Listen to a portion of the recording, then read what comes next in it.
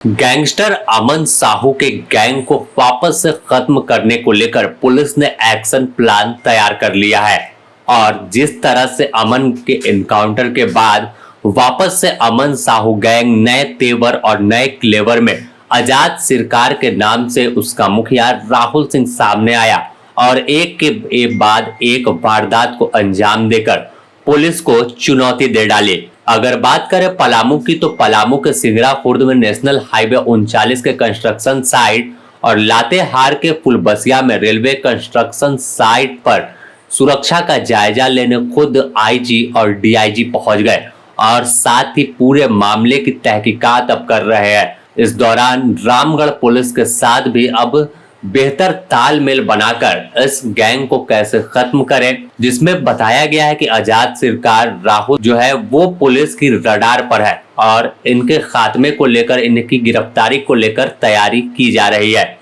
तो इस बीच ही एक तस्वीर सोशल मीडिया पर सामने आई है।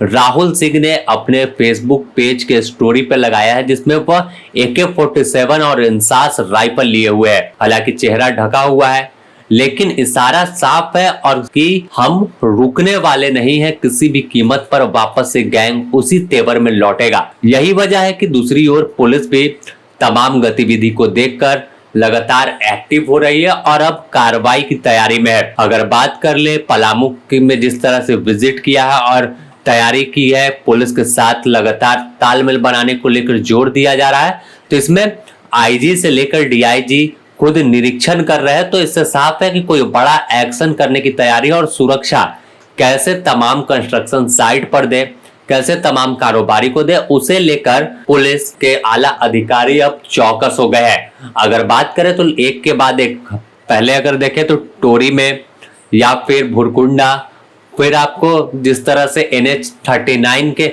जो कंस्ट्रक्शन साइट था वहां पर गोलीबारी की गई।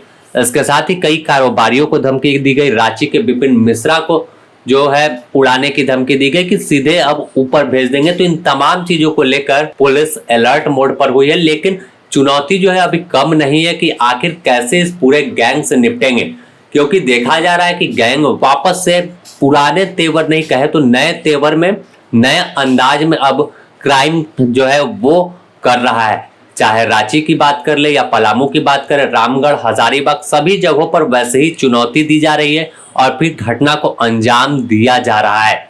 तो अब देखना होगा कि आखिर राहुल सिंह जो नया मुखिया अमन गैंग का बना है, आजाद सरकार का बना है, यह हथियार दिखाकर किसे चुनौती दे रहा है, किसे धमकी दे रहा है और इसका संदेश क्या है। क्योंकि आम तौर पर देखें तो नए अंदाज में कोई घटना को अंजाम देने के बाद तुरंत इसकी जिम्मेवारी सोशल मीडिया साइट पर, फेसबुक पर जारी की जाती है, विज्ञप्ति जारी होता है और उसके बाद बताया जाता है कि इस घटना की जिम्मेवारी वह ले रहा है और उसने ही इसे अंजाम दिया है। और साथ ही चुनौती की अगर कोई कुछ करता है तो वैसे में सीधे ऊपर भेज दिया जाएगा। तो अब देखना होगा कि आखिर कैसे पुलिस इस गैंग से निपटती है और इस गैंग को वापस बढ़ने से कैसे रोकती है।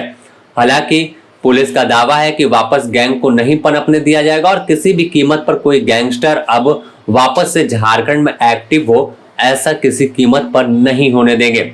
लेकिन दूसरी ओर अमन गैंग पूरे तेवर के साथ दिख रहा है।